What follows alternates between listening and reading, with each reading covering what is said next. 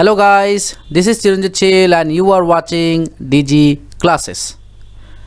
পূৰ্ণ প্ৰতিযোগিতা বজাৰ, একচেটিয়া বজাৰ আৰু একাধিকাৰ প্ৰতিযোগিতা বজাৰ কাক বোলে আৰু ইয়াৰ বৈশিষ্ট্য এই সম্পৰ্কে আমি এই ভিডিঅ'টোত আলোচনা কৰিম। যদি আমাৰ ভিডিঅ'সমূহ ভাল লাগি থাকে প্লিজ এটা লাইক কৰি দিব আৰু শ্বেয়াৰ কৰি দিব আৰু যদি চেনেলত নতুন হয় তেনেহলে আমাৰ চেনেলটো সাবস্ক্ৰাইব কৰি দিব। তো প্ৰথমতে আমি লৈছো পূৰ্ণ প্ৰতিযোগিতা বজাৰৰ বৈশিষ্ট্য। পূৰ্ণ প্ৰতিযোগিতামূলক বজাৰ বা ইয়াক আমি পাৰফেক্ট কম্পিটিশন বুলি কওঁ।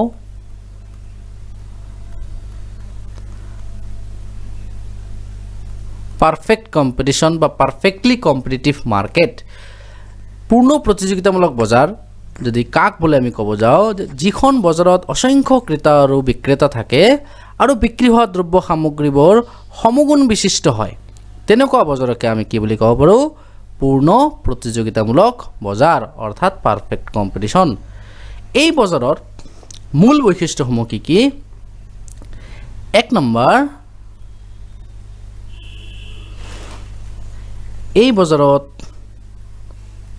অসংখ্য ক্ৰেতা থাকে আৰু বিক্ৰেতা থাকে অৰ্থাৎ এইখন বজাৰত ক্ৰেতা আৰু বিক্ৰেতাৰ সংখ্যা বহুতো অসংখ্য হ'ব পাৰে। দ্বিতীয়তে আমি কি পাওঁ এই বজাৰত বিক্ৰী হোৱা দ্ৰব্যবোৰ সমজাতীয় হয়।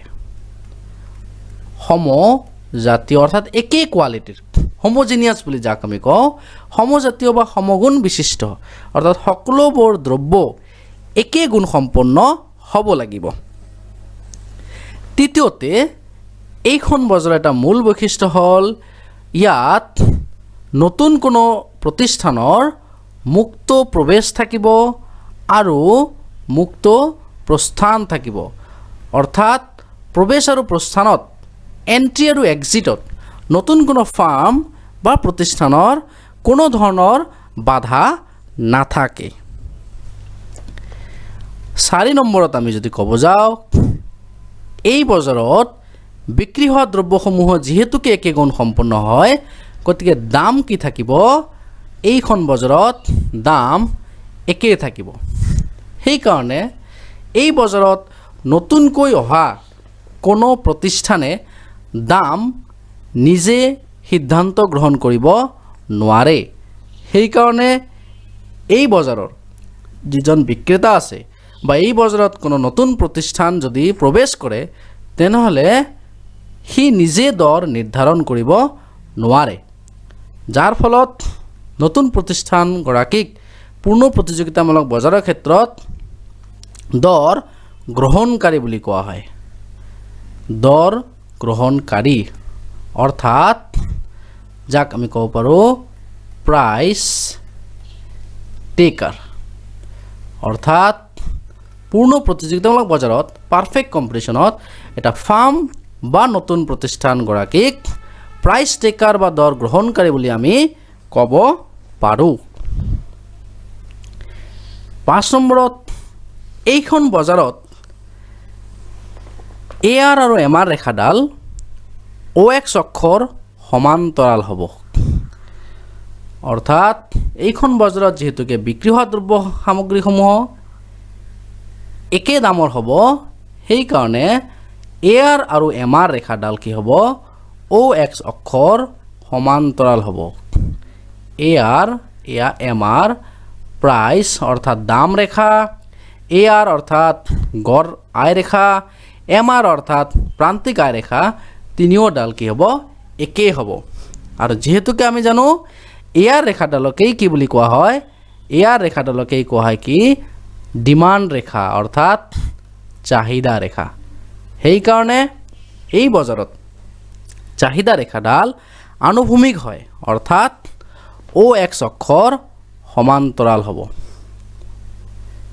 ইয়াৰ উপৰি আমি যদি ক'ব বিচাৰো এই বজাৰৰ বৈশিষ্ট্য এই বজাৰৰ দ্ৰব্য সামগ্ৰী সম্পৰ্কে ক্ৰেতা আৰু বিক্ৰেতাৰ কি থাকিব পূৰ্ণ জ্ঞান থাকিব অৰ্থাৎ পাৰফেক্ট নলেজ থাকিব আৰু এই বজাৰত কোনো ধৰণৰ বিক্ৰী ব্যয় পৰিবহণ ব্যয়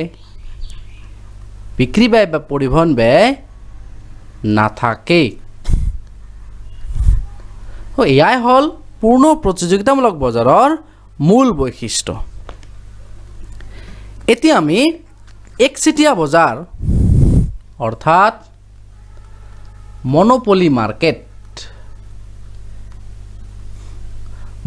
মাৰ্কেট সম্পৰ্কে বুজিবলৈ চেষ্টা কৰোঁ।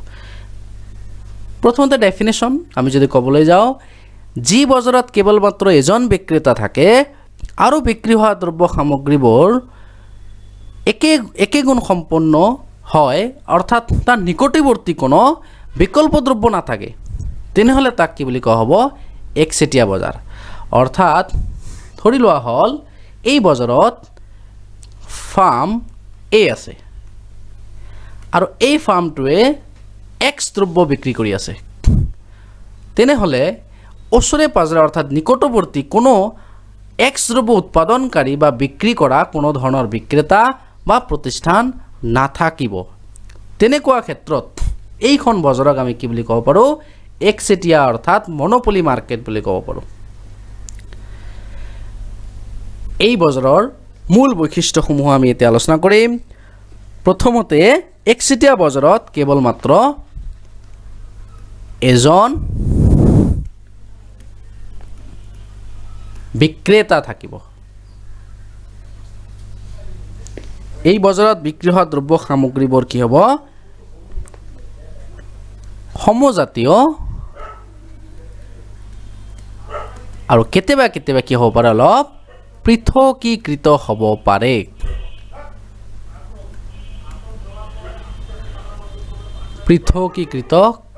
হ'ব পাৰে। তৃতীয়তে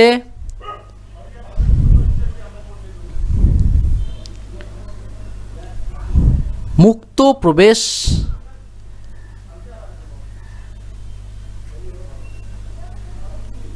বা প্ৰস্থানত কি থাকিব? বাধা থাকিব। অৰ্থাৎ এই বজাৰত নতুন কোনো প্ৰতিষ্ঠান সোমাব নোৱাৰিব। চতুৰ্থতে দাম একে নহ'ব। দাম একে নহয়, অৰ্থাৎ এই বজাৰত যিহেতুকে এজন মাত্ৰ বিক্ৰেতা থাকে, সেই বিক্ৰেতাজনে নিজৰ ইচ্ছামতে দাম গ্ৰহণ কৰিব পাৰে। সেইকাৰণে একচেটিয়া বজাৰৰ বিক্ৰেতাজনক দৰ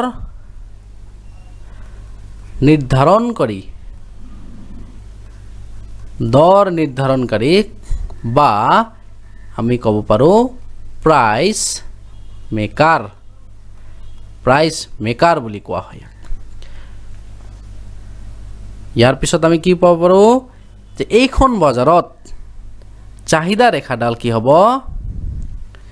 এয়া আমি ইয়াতে আঁকি দিছোঁ 5 নম্বৰ বৈশিষ্ট্য কি? যে এইখন বজাৰত চাহিদা ৰেখাডাল কি হ'ব? নিম্নমুখী হ'ব। এয়া হ'ল ইয়াৰ কাৰ্ভ, ইয়াৰ ৰেখা, বা আমি ইয়াক কি বুলি ক'ব পাৰোঁ? চাহিদা ৰেখা। এই বজাৰত চাহিদা ৰেখাডাল কি হ'ব? নিম্নমুখী হ'ব আৰু এমাৰ ৰেখাডালো তলফালে আহিব। ইয়া এমাৰ ৰেখা। গতিকে আমি কি পালোঁ? এই বজাৰত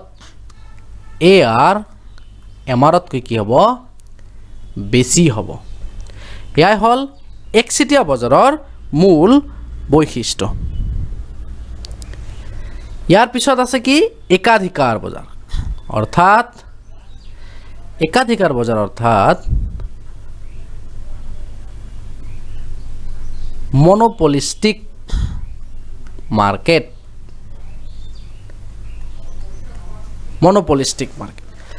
যি বজাৰত বহুতো ক্ৰেতা আৰু বিক্ৰেতা থাকে আৰু বিক্ৰী হোৱা দ্ৰব্য সামগ্ৰীবোৰ ভিন্ন গুণ সম্পন্ন হয়, তেনেকুৱা বজাৰক আমি কি বুলি ক'ব পাৰোঁ?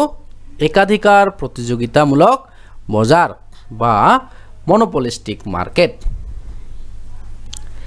এইখন বজাৰৰ বৈশিষ্ট্য আমি যদি ক'ব যাওঁ, এইখন বজাৰত বহুতো ক্ৰেতা থাকিব আৰু বিক্ৰেতা থাকিব। দ্বিতীয়তে দ্ৰব্যসমূহ কি হ'ব, ভিন্ন গুণ সম্পন্ন হ'ব, অৰ্থাৎ দ্ৰব্যসমূহ পৃথকীকৃত হ'ব, একে গুণ সম্পন্ন নহয়, বিভিন্ন কোৱালিটিৰ বিভিন্ন গুণ সম্পন্ন হ'ব। দ্বিতীয়তে আমি কি বুলি ক'ব পাৰোঁ, এই বজাৰত বিক্ৰী হোৱা দ্ৰব্য সামগ্ৰীসমূহৰ দাম একে নহয়, দাম কি হ'ব, বেলেগ বেলেগ হ'ব। 4 নম্বৰ, এইখন বজাৰতো কি থাকিব, নতুন কোনো উদ্যোগ প্ৰতিষ্ঠানৰ, নতুন প্ৰতিষ্ঠানবিলাকৰ কি থাকিব, মুক্ত প্ৰৱেশ থাকিব আৰু প্ৰস্থান থাকিব। আমি যদি এই বজাৰত বেলেগ ব্যয়ৰ কথা, উৎপাদন ব্যয়ৰ উপৰিও এই বজাৰত কি দেখা যাব, পৰিবহণ ব্যয় থাকিব আৰু বিক্ৰী ব্যয় থাকিব, অৰ্থাৎ সেলিং কষ্ট বুলি যাক কোৱা হয়। বিক্ৰী ব্যয় অৰ্থাৎ সেলিং কষ্ট। চাহিদাক আকৰ্ষণ কৰাৰ কাৰণে যি ব্যয় হয় তাকে আমি কি বুলি ক'ব পাৰোঁ, বিক্ৰী ব্যয় বুলি ক'ব পাৰোঁ। উদাহৰণস্বৰূপে বিজ্ঞাপনত হোৱা ব্যয়, পোষ্টাৰ, বেনাৰ, এডভাৰটাইজমেণ্টত হোৱা যিখিনি ব্যয় হয় সেইখিনিকে আমি কি বুলি ক'ব পাৰোঁ, বিক্ৰী ব্যয় বুলি ক'ব পাৰোঁ। আৰু এইখন বজাৰত এয়াৰ আৰু এমাৰ ৰেখাডাল কেনেকুৱা হ'ব, এয়া আমি এয়াৰ আৰু এমাৰ ৰেখাডাল আঁকাৰ চেষ্টা কৰি আছোঁ। এয়া হ'ল এমাৰ ৰেখা, অৰ্থাৎ এমাৰ ৰেখাডাল নিম্নমুখী হয় আৰু এমাৰৰ ওপৰেদি এয়া আমাৰ ইয়াৰ ৰেখা হয়। ইয়াৰ ৰেখা বা পি বা ইয়াক আমি কি বুলি ক'ব পাৰোঁ, ডিমাণ্ড কাৰ্ভ বা চাহিদা ৰেখা। অৰ্থাৎ একচেটিয়া বজাৰ বা একাধিকাৰ বজাৰ, দুটা বজাৰত আমি কি পালোঁ, ইয়াৰ ৰেখাডাল এমাৰ ৰেখাতকৈ কি হ'ব, ডাঙৰ হ'ব, অৰ্থাৎ বেছি হ'ব। এয়াই হ'ল একাধিকাৰ প্ৰতিযোগিতা বজাৰৰ মূল বৈশিষ্ট্য। এতিয়া আমি তিনিওটা বৈশিষ্ট্য একেলগে ইয়াত বুজাৰ চেষ্টা কৰিম। পূৰ্ণ প্ৰতিযোগিতা বজাৰ, একচেটিয়া বজাৰ আৰু একাধিকাৰ বজাৰ। প্ৰথমতে বিক্ৰেতাৰ সংখ্যাত যদি আমি যাওঁ, পূৰ্ণ প্ৰতিযোগিতা বজাৰত অসংখ্য ক্ৰেতা বিক্ৰেতা থাকে, একচেটিয়া বজাৰত কেৱল এজনে বিক্ৰেতা থাকে আৰু একাধিকাৰ বজাৰত বহুতো ক্ৰেতা আৰু বিক্ৰেতা থাকিব পাৰে। দ্ৰব্যৰ প্ৰকৃতিত যদি যাওঁ, পূৰ্ণ প্ৰতিযোগিতামূলক বজাৰত যিটো বস্তু বিক্ৰী হয় এয়া সমগুণ সম্পন্ন হ'ব, আনহাতে একচেটিয়া বজাৰত কি থাকিব, দ্ৰব্য সামগ্ৰীসমূহৰ কোনো নিকটৱৰ্তী বিকল্প দ্ৰব্য নাথাকে আৰু একাধিকাৰ বজাৰত দ্ৰব্যসমূহৰ মাজত কি থাকে, অলপ পাৰ্থক্য থাকে। সেইকাৰণে কি লিখা হৈছে ইয়াত, পৃথকীকৃত হ'ব, অৰ্থাৎ একাধিকাৰ বজাৰত বিক্ৰী হোৱা দ্ৰব্যবোৰ সমজাতীয় নহয়। প্ৰৱেশ আৰু প্ৰস্থানত যদি যাওঁ আমি, পূৰ্ণ প্ৰতিযোগিতা বজাৰত নতুন প্ৰতিষ্ঠানৰ মুক্তভাৱে কি থাকে, ইয়াত প্ৰৱেশ কৰিব পাৰিব, প্ৰস্থানো কৰিব পাৰিব। কিন্তু একচেটিয়া বজাৰত মুক্ত প্ৰৱেশ আৰু প্ৰস্থানত নিষেধাজ্ঞা অৰ্থাৎ বাধা থাকিব। একাধিকাৰ বজাৰত মুক্ত প্ৰৱেশ আৰু প্ৰস্থানটো কি থাকিব, বাহাল থাকিব। দামৰ ওপৰত প্ৰতিষ্ঠানৰ প্ৰভাৱত যদি আমি যাওঁ, পূৰ্ণ প্ৰতিযোগিতামূলক বজাৰত নতুন প্ৰতিষ্ঠান আহি দাম নিৰ্ধাৰণ কৰিব নোৱাৰিব, সেই দাম কি কৰিব লাগিব, গ্ৰহণ কৰিব লাগিব। অৰ্থাৎ উদ্যোগটোৱে যি দাম নিৰ্ধাৰণ কৰিছে, নতুন প্ৰতিষ্ঠানগৰাকীয়ে সেই দামে তাৰ গ্ৰহণ কৰিব লাগিব, সি নিজে দাম নিৰ্ধাৰণ কৰিব নোৱাৰিব। কিন্তু একচেটিয়া বজাৰত যিহেতুকে এজন মাত্ৰ বিক্ৰেতা থাকে, সেইকাৰণে সি দাম নিজে নিৰ্ধাৰণ কৰিব পাৰিব। আৰু ইয়াৰ উপৰি আমি যদি একাধিকাৰ প্ৰতিযোগিতা বজাৰত যাওঁ, একাধিকাৰ বজাৰত যিহেতুকে বহুতো ক্ৰেতা বিক্ৰেতা থাকে আৰু দ্ৰব্যসমূহ যিহেতুকে ভিন্ন গুণ সম্পন্ন হয়, গতিকে দ্ৰব্যসমূহৰ দামো কি হ'ব, বিভিন্ন প্ৰতিষ্ঠানৰ বিভিন্ন ধৰণৰ দাম হ'ব পাৰে। আৰু 5 নম্বৰত আমি যদি যাওঁ, কি লিখা আছে, চাহিদা ৰেখা।